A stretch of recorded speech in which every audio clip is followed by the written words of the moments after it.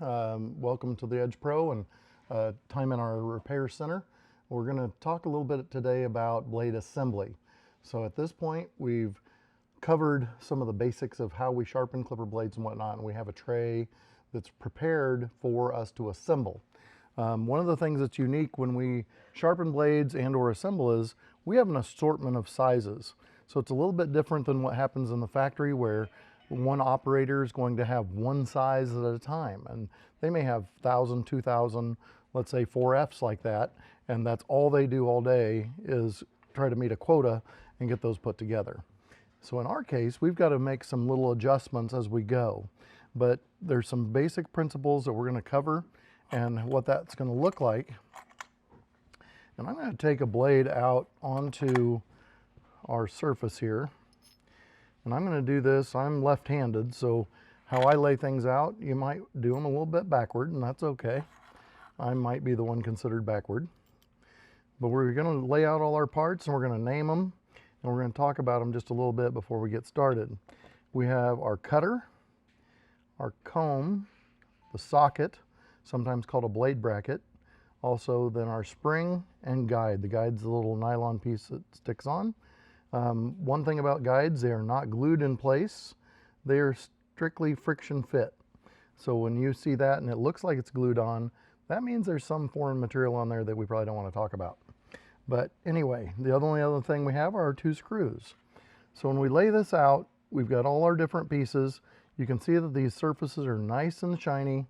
We can flip that over and see these have already gone through the sharpening process. They've been demagnetized and washed. So now I'm going to take and we're going to assemble this. So I'm going to pre-oil. I'm going to put a drop of oil where the guide is going to run. And that's where that white plastic piece went.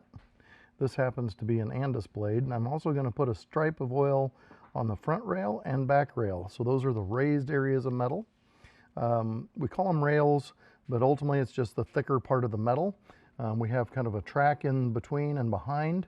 Now in between, that's an area where we've eliminated friction. We don't need all that metal touching.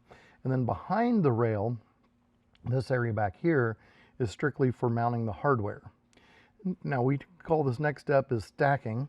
So we're going to take and put the cutter on top of the comb. I'm going to take my socket and my spring here, and I'm actually going to turn this around. Turn this back around. I'm going to take this and I'm going to fly the little wings up into the spring, or call it into the hanger. I'm going to push it up against the top of the spring and pull it backward into the loop area. So one feature that we will look at is see how our threaded hole is now in an oblong hole on the spring. That's what gives us adjustment so we can set our back set, lock it in nice and straight and in the proper position. So I'm going to set that on top of our comb, cutter, spring, guide, and socket all as one piece. So everything's there the way it would lay out once we get it put together. Now traditionally, this is how I would do this. I'm going to pinch my finger over the top of everything and squeeze that between my thumb. And that helps hold everything in place while I tip it on over and I drop my screw into the hole. Now the idea behind the hole is now I can wiggle that around just a little bit enough to where I get it into the threads, and then I can get the screw snugged up. Now I'm not going to tighten it all the way. I'm going to leave it a little bit loose. That way it allows us to move that spring and guide around to get our final setting. So when I come back up top, we can see that our teeth are crooked, that it's way too close in the front. And what we need to do is we need to create a reveal of the comb tooth so that the cutter tooth isn't out here where it's dangerous and could catch skin. So I'm going to take my thumb and I'm going to push backward and allow that cutter to settle back in further. And now you can see, I'll get a little pointer here, that there's a little reveal from the end of our machining on the comb to where the tips of the cutter teeth are. So that little bit of reveal. Now there's a specific amount that we're shooting for. And when I'm going to use my thumb again now to push it a little bit back forward. What we're looking for is from the end of our cutter teeth to that end of our machining is going to be 35 thousandths.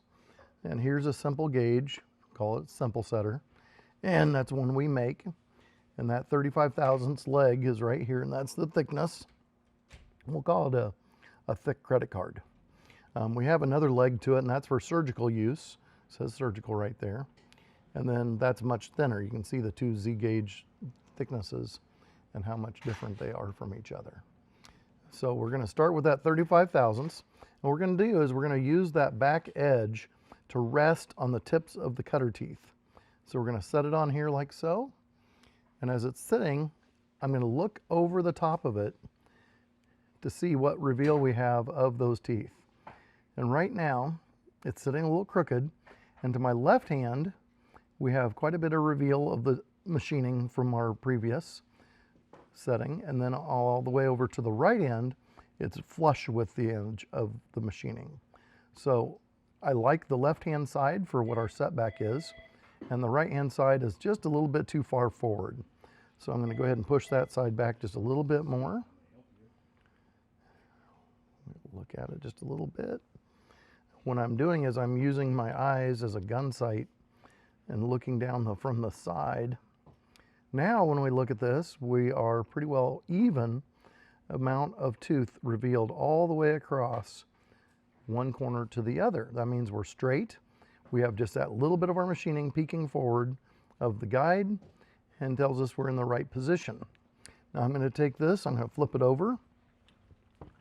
I'm putting it down on the counter so that when my screwdriver pushes in, it's not up against my hand. What I don't want to do is slip off and poke the screwdriver through my hand. So this is a good safety step. We put it down on the table. My right hand is now pinching the spring and cutter and comb together, and I finish tightening the screw.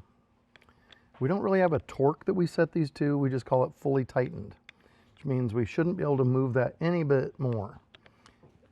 One way to look to see if we are fully tightened is to look at the side, and we see the sandwiching of the socket, the spring, and the comb. There shouldn't be any gapping between those three pieces. If we pulled it all tight and sandwiched together, it's going to be nice and snug. We're going to re-look at our back set. So that's the reveal again on the comb. We'll lay this in, and still it stayed right where we wanted it to. We've got that tiny bit of reveal of the flat part of our machining, and then you can see where the tooth bevels away. We're just talking about the flat part of our machining that we're going to barely see peeking in front of that guide. Now, that blade is fully assembled. We have it back set, and our next step to check is going to be our tension. So we're going to take our push scale here, and I'm going to make sure that when I hold this blade, either I need to get a bracket, something to push it up against, or I just need to position my fingers so that I'm not pushing down on the spring or stopping the cutter. I'm going to push this in. I'm going to watch where this rivet comes compared to our scale, and I'm going to push forward. And we're in the upper yellow when it started to move. I'm going to spin it around. I'm going to do the same thing. Check from the other side. Notice my plunger is right here in the area of where the guide is. That means that I'm pushing pretty centered in that cutter, not making it go skewed by going way into the front or back, but being in the middle, it allows me to get the best test. There again, upper green, low yellow when it started to move. So that's ideal for where we want this blade to be set. So that was one method of getting things to the point that we're ready to test that blade. So that blade is ready for testing. And what I want to do next, I'll show another method of assembly. All right, I'm going to take another blade. I'm going to go ahead and pre-oil like we did before. I'm going to put our oil on, both the comb and cutter. I'm going to take my socket, spring, and guide, and I'll lay those into the jig. Notice how the wings sit down in the slot, and then our spring and guide are sitting there nicely. I'm going to go ahead and lay our cutter on top, and it should catch the guide underneath. Now I'm going to take my comb and set that on top of everything, and that'll help start aligning everything. Now I threatened Lynn that I was going to have her do this, being she's using these tools every day. I'm just going to get my screws started, drop them in the holes, and get them started to thread. Now that we have those snug, I can lift it up out of the jig and we're already assembled. Oop, dropped it. And here we are, drop it twice. Everything's pre-assembled and ready to tighten up. At this point, we still have to do our back set, and so we're going to push with our thumbs to get that reveal again like last time. And I'm going to use a little bit of gun sight, meaning that I close my non-dominant eye and I look down through the track to see if I'm fairly close and straight. Just gives me an ability to kind of get that preset. Now I'm going to bring my gauge in and double check. We just barely see, again, the peaks corner to corner poking through, and it's pretty even. And I'm going to go ahead and I can actually set this back in the jig now to tighten up my screws, and it doesn't twist against my wrist or my hand. Once we get it tightened, we're going to go ahead and double check. Now in this case, I'm going to lay my guide on here. We're going to notice that it pushed forward very slightly. What's on my right hand side over here looks good. The left hand side pushed forward a little bit.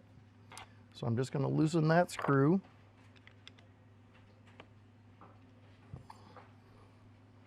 Push it back slightly and retighten. That time it stayed in position. We'll double check that we're now sitting nice and straight. So we got basically the exact same reveal corner to corner. And we're ready to go ahead and check tension on this blade. So our tension check again is the same. I'm going to do that again. I'm just going to get a hold of it so I'm not pushing against the spring or the cutter. My plunger is going to line up with the little guide track. Push forward, and we're way tight on this one. And so we're going to come to the other side. Same idea, we're very tight. And I'm just going to take my screwdriver and go back here in the loop, and I'm just going to put a little bit of twist against that loop section of the spring, meaning this area right back here where the loop is that connects it to where the screws hold it in place. That little bit, we'll see if it changed yet. Yes, now we're upper green, low green. Typically when we are pushing from this side, we're checking the opposite leg. And so what I'm going to do is I'm going to slide this way over and out actually. And we're going to look at that straight on.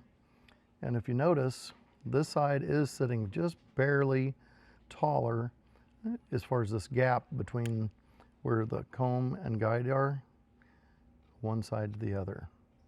Just a tiny, tiny bit. So this is a chance for us to get our stat tool. This is a little spring bending tool.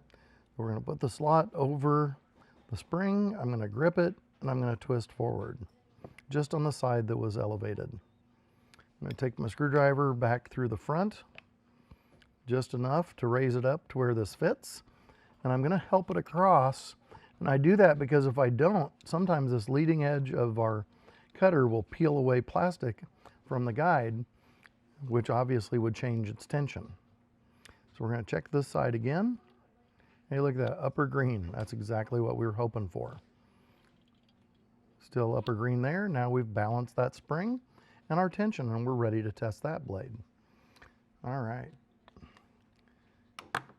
I'm going to do a quick test then. So that was our basic assembly, but you know, once we've got all the pieces in, we've sharpened the blade, we put it together, we don't know that it's really ready to give back to a client. So I'm going to grab, in this case, it's an Andis clipper. You can use any detachable blade clipper as long as you remember the wear parts do need to be in good physical condition. I'm just going to pre-inspect this just a little bit. Everything looks okay. The latch is there, because we're also going to check the platforms just a little bit to make sure nothing's bent, which means it should slide on fairly reasonable down onto that tongue. And then when we snap it up, it should catch the latch, which means I can pull up on the blade, it's locked in place, and everything's working. I'm going to take my test string I'm going to drop it through and we got a nice clean cut. I don't have to use and waste a lot of string.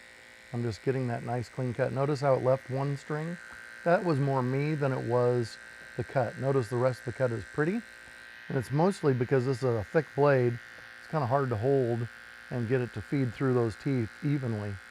But we are getting a nice clean cut. If it was bad, we would get a grabbing of that string. So I have an example of a blade over here that was still dull. So this is not one we just assembled, and actually you can look at it, it's got a broken tooth and everything. But we grabbed this in the idea of this is a blade that would come in that's actually dull. And we're gonna see how over here it's still cut through clean, but in the middle it's grabbing and tearing at our string. That's showing us that that blade is failing. And so we cannot assume that that will work at all in hair or fur. And that is how we check. So you see how that's tattered and torn? So there is a bad blade for you in comparison to one that's been sharpened. Now here's our other blade that we assembled before. Again, I'm going to slide it on the tongue. There's the tongue of the hinge. And this is a socket and comb. We're just going to find that slot. We'll hinge it up, make sure it latched. It did. We're also looking to make sure there's no wobble back and forth. If there was, I'll hinge this back up, that would tell us that the spacing between these two wings on the socket are spread out too far. Because what they do in this bigger picture is, if we take the component without the blade in place, it actually saddles over the base of the hinge. So when it comes down here and it all hinges together, those two wings are what keep you stable and straight on there. So if they're bent outward, you can see how that would allow it to shift back and forth. The more it shifts, the less stroke you have, and we would need to pinch those wings in. And so we would take our pliers and we would bend those wings back in to get those to where they're standing 90 degrees to the platform, and that they're also not towed in or out. They're nice and straight front to back. Okay, that would be that adjustment. We'll put this back on. Hinge it down, it latched again, and take our test string. Notice our tattered and torn end, and we're just going to drop it through nice and clean. Get a better hold here. Now what I did do is I checked the corners, and I'm going to check the center. Those are our most common areas for a blade to fail, and that gets into the sharpening effort itself. But we want to check some areas. If we want to, there's more tests we could do. We either use human hair, sometimes hair extensions, whether it's natural or synthetic. We can use fake fur, and we can use rabbit pelt. Those are the most common. I know there's other folks that have sourced other types of pelt material, and those are all great for the test. It's hard to have your dog grow hair long enough and fast enough if you're doing this commercially to ever keep up with using your own dog. And so anyway, that is our basics of how we get a blade assembled, how we then check it once we have tested both the back set, the tension, and everything's ready to be used. So again, we really appreciate you coming out and listening to our step on the blade assembly process in the blade sharpening bigger picture.